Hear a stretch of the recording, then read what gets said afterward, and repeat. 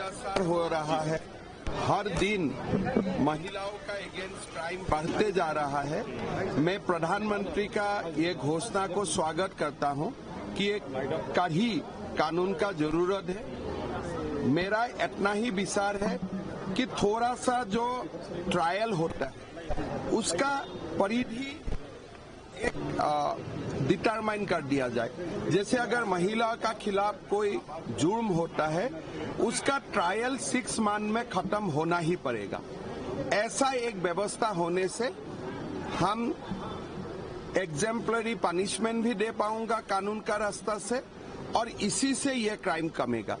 अभी तो कानून है लेकिन कन्विक्शन होते होते बहुत समय लगते हैं। तो एक जब भी महिलाओं का खिलाफ जो भी जुर्म होता है तुरंत एक वातावरण बने, इंक्वायरी से ट्रायल कंप्लीट होने तक 6 महीना में व्यवस्था खत्म हो जाना चाहिए, तब जाके हमको काफी सारा सफलता मिलेगा इसको रोकने के लिए। सर यही मांग तो नौगांव की महिलाओं ने आपसे किया है।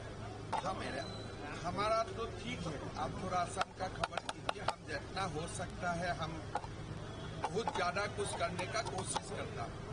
आप थोड़ा सा मेरा ट्विटर हैंडल भी रेट कम हो गया ना पहले से। रेट जो नंबर ऑफ रेट था जो आप आए सर आपने ट्वीट किया था उसके बारे में 3000 से 900 हुआ, लेकिन जब तक एक भी होते रहेगा तब भी शांति का बात नहीं है, सेटिस्फेक्शन का बात नहीं है। मैं बोल सकता हूं कि मेरा आने का बाद 1/3 हो चुका है, लेकिन फिर भी तो 1/3 का हो रहा है। तो जब तक एक भी ऐसा घटना होते हैं तब भी कोई भी सभ्य समाज शांति से रेस्ट नहीं ले सकता है। हमें कानून चाहिए और मेरा इतना ही रिक्वेस्ट होगा कि 6 महीना का अंदर पूरा इंक्वायरी से, चार्जशीट से, ट्रायल से कन्विक्शन तक अगर 6 महीना का परिधि में सब काम हो जाते हैं, आप देखिए उनका बहुत बड़ा पॉजिटिव इम्पैक्ट पड़ेगा। तो केंद्र सरकार को बोलेंगे इसमें? देखिए मोदी जी अभी खुद ही बोला है कि मैं कड़ा कानून लाऊंगा और डेफिनेटली स्टेट से भी विचार मांगेगा। हम ये विचार हम आगे रखेंगे। सर असम गवर्नमेंट के यूनिफाइड पेंशन स्कीम अडॉप्ट करेगी, महाराष्ट्र ने कर लिया है। देखिए इसका नोटिफिकेशन नहीं हुआ है, नोटिफिकेशन होने का बाद हमें निर्णय लेना पड़ेगा और कर्मचारी को जितना ज्यादा हो सकता है हम लोग सुविधा देने का कोशिश करूंगा। फर्स्ट लिस्ट रिलीज हुआ है फॉर जम्मू एंड कश्मीर, क्या है, कितना कॉन्फिडेंट है बीजेपी? देखिए मेरा तो व्यवस्था पूरा झारखंड में ही बना हुआ है बहुत दिन में, और असम और झारखंड का सिवा को सोचा भी नहीं हूँ, तो यही दो मेरा अभी कर्म भूमि बना हुआ है। सोरेन दिल्ली पहुंचने वाले हैं। देखिए संपाई सोरेन जी का साथ मैं खुद चाहता हूँ कि वो बीजेपी में आए और हमें ताकत दे, लेकिन वो इतना बड़ा लीडर है, उनका बारे में मुझको टिप्पणी करना ठीक नहीं लगते है। अगर वो दिल्ली में आए हैं तो कोशिश करेगा बातचीत करने का भी, लेकिन ऐसे तो मेरा इनडायरेक्ट डायरेक्ट बात होते हैं, लेकिन कभी मैं उनका साथ पॉलिटिकल बात नहीं किया हूँ आज तक। 5-6 महीना से ही मेरा कभी कभी बातचीत होते रहते हैं, लेकिन मैं कभी पॉलिटिकल बात नहीं करता हूं। लेकिन मुझको लगता है अभी समय आ चुका है थोड़ा बहुत राजनीति का बात भी करना। आप पर आरोप लगाया है कि आप पार्टी को तोड़ रहे हैं। देखिए पार्टी को देखिए मैं तो चाहता हूं हेमंत सोरेन जी भी बीजेपी में आए। किस लिए? बीजेपी का मतलब क्या है? राष्ट्रभक्ति। बीजेपी ऐसा मंच है, मोदी जी का नेतृत्व में खुद हेमंत सोरेन जी भी है। पार्टी तोड़ने का क्या बात है? हम लोग मिल के काम करता हूँ, देश का ही काम करता हूँ। झारखंड में घुसपैठियों को रोकने के लिए हम हेमंत सोरेन जी से भी बात करने के लिए हम तैयार हैं। हमें झारखंड को बसाना है, कोई बीजेपी को बसाना नहीं है।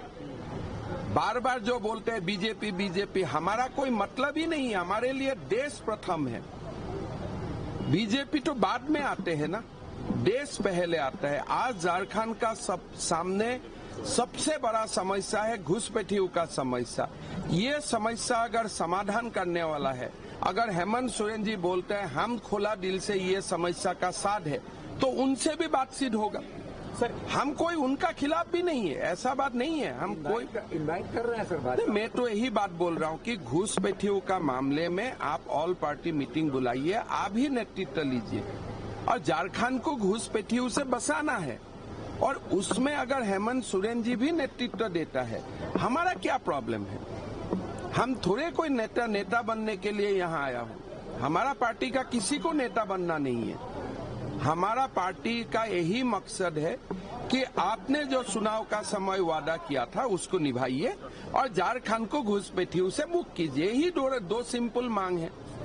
सर, अगर आज हेमंत सोरेन जी बोल देते हैं कि 30 सितंबर का पहले मैं 5 लाख नौकरी पक्का कर देता हूं, तो हो सकता है हम चुनाव भी नहीं लड़ूंगा।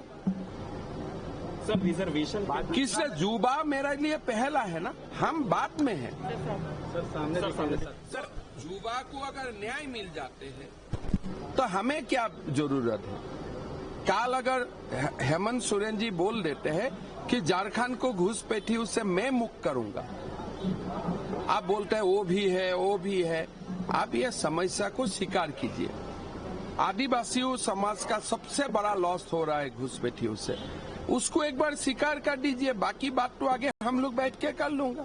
सर, रिजर्वेशन के मुद्दे पे राहुल जी कह रहे हैं कास्ट सेंसस होना चाहिए। चिराग भी थे, वो भी कह रहे हैं। देखिए, कास्ट सेंसस सर, लेकिन वो कह रहे हैं कोई मिस इंडिया नहीं बन रही है SC ST OBC से। मैं कोई ऐसा बात में टिप्पणी नहीं करना चाहता हूँ। मैं एक स्टेट का मुख्यमंत्री हूँ, मिस इंडिया में मैं नहीं जाना चाहूंगा। लेकिन कास्ट सेंसस में सबसे बड़ा जो कास्ट सेंसस करवाया बिहार में, बीजेपी ने ही तो करवाया। आपने भी करवाया कर्नाटक में कास्ट सेंसस, उनका डेटा आप रिलीज कीजिए। दोहरा मानदंड मत निभाइए। कल हमारा जनता दल का तरफ से क्या बोला गया, जब कास्ट सेंसस का मीटिंग होते थे कांग्रेस नहीं आते थे, लेकिन बीजेपी तो कास्ट सेंसस का पूरी तरह बिहार में समर्थन भी किया। तो वो बीजेपी के लिए कास्ट सेंसस को विरोध करना है ऐसा कोई इश्यू नहीं है। जहां में शेड्यूल टाइप OBC समाज को न्याय मिलता है वहां हम खड़ा है। Thank you so much sir.